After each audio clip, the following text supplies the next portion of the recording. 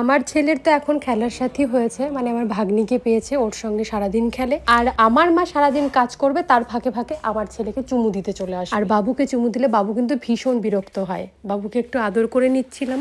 আর আজকের এই ভিডিওটাতে তোমাদের সঙ্গে বিশেষ করে শেয়ার করব আমার ছেলে সারাদিন দাদু বাড়িতে কী করে।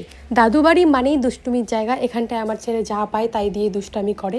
ভাগ্যিস এই জায়গাটা দিয়ে জল বের হয় না, নষ্ট হয়ে গেছে, না হলে তো সারাদিন জল ধরতো।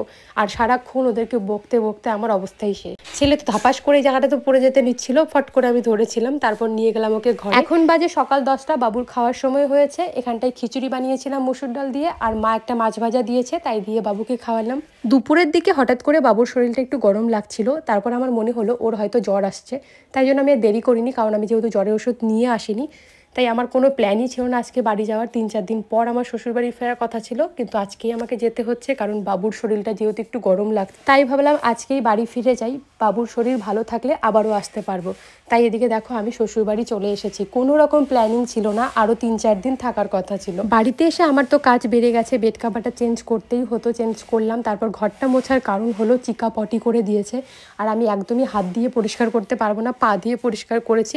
তারপর ঘরটা পরিষ্কার করে হাত ধুয়ে আসলাম।